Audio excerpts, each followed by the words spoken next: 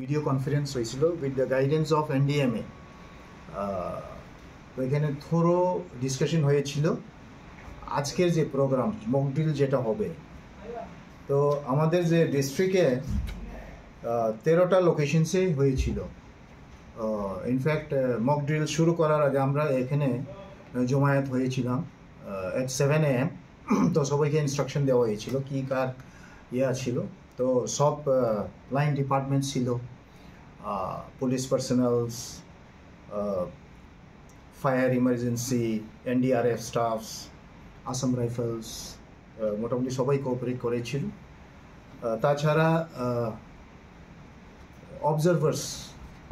অবজারভার্সরা ছিল additional SP সাহেব এবং মেজর আসাম রাইফেলস। ওরা ফিল্ডে গিয়ে ফিজিক্যালি দেখেছিল, বিশেষ করে চরিগ্রামে যে ফ্লাড সিচুয়েশন ছিল, ইট ওয়াজ ট্যাকেলড ভেরি প্রপারলি। এটাই রিপোর্ট পেয়েছি আমরা। এবং আজকের যে মক ড্রিল হয়েছিল, we have had a very good এক্সপিরিয়েন্সটা খুবই ভালো। এবং আই হোপ সো আগামী দিনে যদি কোনো কারণে ডিজাস্টার হয়, we will be able to tackle very nicely. কেননা we are well equipped with manpower, with instruments, with boats, everything. এখানে বিশেষ করে আপনার 3টা এসডিএমস এর স্টেশন ছিল।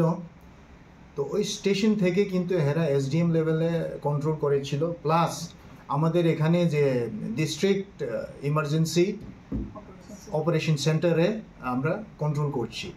তো আমরা বিভিন্ন জায়গা থেকে খবর পেয়ে ওনারাকে ইনস্ট্রাকশন দিই যে দিস ইজ হ্যাপনিং। তো এখানে দেখা গেছে যে ফ্লাড সিনারিও 9টা লোকেশনসে মক ড্রিল করা হয়েছিল। ল্যান্ডস্লাইডস 2টা লোকেশনস, সাইক্লোন 2টা লোকেশনস, অ্যান্ড টোটাল এক্সকেভেটেড পিপল 394 এবং first aid and released 201 people. People sent to relief camp 110 জন, people sent to hospital 80 for better treatment এবং 3টা ডেথস দেখানো হয়েছিল। মক ড্রিলের সময় total number of animals 192 and birds evacuate হয়েছিল।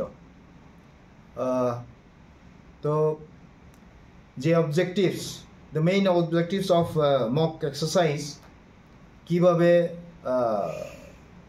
how can we evacuate people and livestock, এটা আমাদের volunteers এবং আবদা মিত্রা এবং বিভিন্ন লাইন ডিপার্টমেন্টসের যে they have done it very nicely and very successfully, I should say. তো এবং